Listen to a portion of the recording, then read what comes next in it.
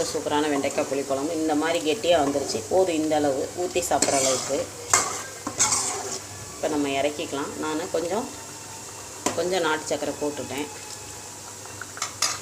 இந்த பக்கம் பார்த்திங்கன்னா குட்டி பாவக்காய் வெந்துட்டுருக்குது. இது எப்படின்னா நம்ம பொடுசாக கட் பண்ணி இது பண்ணிங்கன்னா விதையோடு இதை கசப்போம். இது வந்து கொஞ்சமாக தண்ணி தெளித்து நம்ம நல்லா பாவக்காயை கழுவிட்டு கொஞ்சமாக தண்ணி ஊற்றி கொஞ்சம் கல்லுப்பு போட்டு நல்லா வேக வச்சிடணும். தண்ணி வத்துற அளவுக்கு தண்ணியை வடிக்கக்கூடாது. வடிச்சிங்கன்னா பாவக்காய் வந்து கசக்க ஆரம்பிச்சிடும். இது நல்லாயிருக்கும். இந்த எங்கள் ஏரியா சைட்லாம் இந்த சின்ன பாவக்காய் கிடைக்கும். ரொம்ப புளிக்குழம்புக்கு சாம்பாருக்குலாம் இந்த பாவக்காய் டேஸ்ட்டாக இருக்கும். இப்போ நம்ம இதை கட் பண்ணி பெரிய வெங்காயம் போட்டு நல்லா வதக்கிட்டு மிளகாத்தூள் போட்டு பொரிச்சிங்கன்னா ரொம்ப அருமையாக இருக்குது. தயிர் சாதத்துக்குலாம் சூப்பராக இருக்கும் இந்த பாவக்காய். உங்கள் சைடில் இந்த பாவக்காய் கிடைக்குமான்னு சொல்லுங்கள். ஆனால் கொஞ்சம் இது ரேட் அதிகமாகவும் இருக்கும். 1/4 கிலோ 40 ரூபான்னு சொல்லுவாங்க எங்கள் ஏரியா சைடு. இன்னும் 1 மாதம் போச்சுன்னா பாவக்காய் வந்து நம்ம காட்டிலே வந்துடும். அதனால் யாரும் தேட மாட்டாங்க இந்த பாவக்காயை. காட்டில் வர்றதுனால இந்த பாவக்காய் ரொம்ப விலை கம்மியாயிடும். இந்த பக்கம் அப்பளம் பொரிச்சாச்சு, புளிக்குழம்பு இறக்கிட்டு. இப்போ இந்த பக்கம் ஒரு 2 ஸ்பூன் எண்ணெய் ஊற்றிட்டு கடுகு உளுந்தம்பருப்பு போட்டு பெரிய வெங்காயம் 1 சின்னதாக கட் பண்ணி போட்டிருக்கேன். நல்லா வதங்கிட்டு இருக்குது. இப்போ நல்லா வதங்கிடுச்சு. நம்ம என்ன பண்ண போகிறோம்னா, இது பாருங்கள், நான் முழு பாவக்காய் தான் பொரிக்க போகிறேன். ரொம்ப டேஸ்ட்டாக இருக்குங்க முழு பாவக்காய். குட்டி குட்டியாக இருக்குது பாருங்கள்.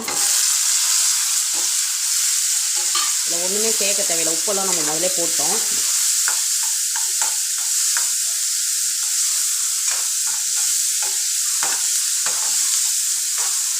இப்போ நம்ம இந்த மாதிரி செஞ்சுட்டு அப்படியே 1 நிமிஷம் மூடி வச்சுருங்க. நல்லா சூப்பராக இருக்கும்.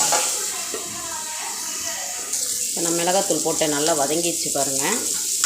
இது நல்லா சூப்பராக இருக்குங்க இந்த பாவக்காய். யாருக்கெல்லாம் இந்த பாவக்காய் பிடிக்குன்னு கமெண்ட் பண்ணுங்கள்.